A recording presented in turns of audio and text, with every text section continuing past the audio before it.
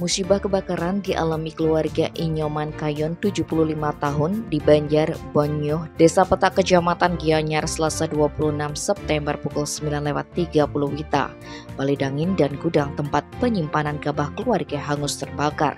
Kapolsek Gianyar Kompol Igede Sudiatmaja mengatakan sebelum kebakaran pemilik rumah sempat mebanten kajang kliwon. Diduga ada dupa yang ditancapkan di Balai Dangin namun ditinggal maturan ke pura dalam setempat. Saat kejadian kebetulan bertepatan dengan puja wali di pura dalam setempat, jadi semua anggota keluarga pergi sembahyang ke pura. Peristiwa kebakaran itu diketahui oleh para tetangga saat api sudah berkobar. Peristiwa kebakaran itu dengan cepat diketahui oleh masyarakat setempat. Selain membantu memadamkan secara manual, warga juga menghubungi Damkar Gianyar dan pihak terkait.